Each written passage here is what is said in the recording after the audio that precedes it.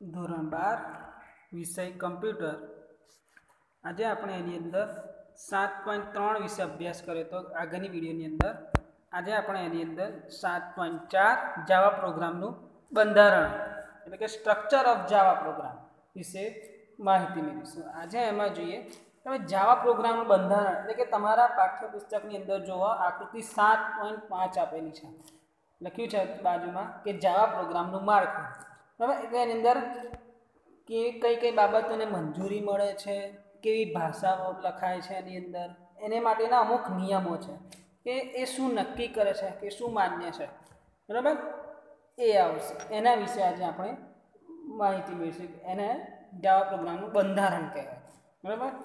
હવે એ જોઈએ કે પહેલું કે સિન્ટેક્સ એટલે કે વાક્ય રચના કોને કહેવાય। પહેલામાં પહેલી એની અંદર જે તમે લખો છો, બરાબર, વાક્ય રચના એ કૌંસની અંદર, છગડીયા કૌંસની અંદર, ગ્રેટર ધેન લેસ ધેનની અંદર જે વાક્ય રચના આપણે લખીએ છીએ મેથડ તરીકે, એ કેવી રીતના લખાય એના અમુક નિયમો છે, તે વિશે આપણે માહિતી મેળવીએ।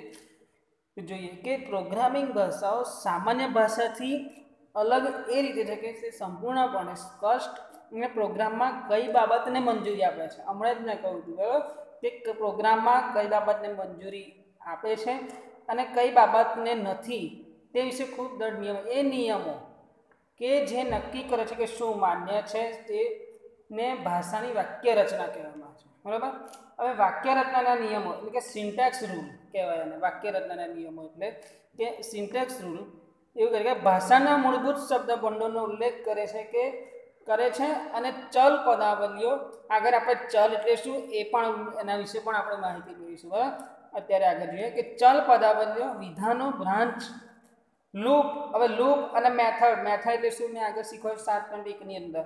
હવે લૂપનો ઉપયોગ કરીને કઈ રીતે પ્રોગ્રામની રચના કરી શકાય તે જણાવે છે। વાક્ય રચનાની રીતે તો સિન્ટેક્સ સાચો પ્રોગ્રામ એ છે કે જે સફળતાપૂર્વક કમ્પાઇલ કે ઇન્ટરપ્રિન્ટ થઈ શકે છે, બરાબર, એ ભૂલ વગરનો થાય ત્યારે જ સાચી રીતના કમ્પાઇલ થયેલો પ્રોગ્રામ કહેવાય। હવે જાવા પ્રોગ્રામનું માળખું તમે આકૃતિ 7.5માં જોયું, બરાબર, એમાં જો ગ્રેટર ધેન અને લેસ ધેન જે કૌંસ છે એ એક પ્લેસ હોલ્ડર તરીકે વપરાય છે। જો અહીંયા આગળ પણ છે, જો ગ્રેટર ધેન ઓપ્શનલ, પછી ડેશ છે, પછી variable dash, declaration dash, and method, પછી લેસ ધેન છે, બરાબર। એ શું છે, એ પ્લેસ હોલ્ડર તરીકે વપરાય છે, જેમાં ખરેખર પ્રોગ્રામ લખતા સમયે તમારે એની અંદર કંઈક તમે ટાઈપ કરી શકો છો।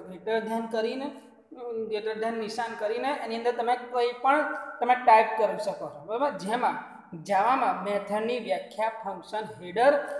હવે મેથડની વ્યાખ્યા કેવી રીતના લખવાની છે, છગડીયા કૌંસ ઉપર જો તમારે 7.5 આકૃતિમાં ઉપર જો છગડીયા કૌંસ છે, બરાબર, અને કૌંસ વચ્ચે વિધાનોની શ્રેણી હોય છે, એટલે કે આ નીચે જો ગ્રેટર ધેન કરીને ઉપર ગ્રેટર ધેન, અરે ઉપર છગડીયો કૌંસ છે, પછી નીચે જો ગ્રેટર ધેન કરી સ્ટેટમેન્ટ અને પછી લેસ ધેન કરી, એ શું છે કે ફંક્શન હેડર છે, બરાબર। હવે જાવા ઓબ્જેક્ટ આધારિત ભાષા હોવાથી એટલે તમામ ક્લાસને આપણે શું કે ભાગ તરીકે વ્યાખ્યાયિત કર્યા છે, બરાબર।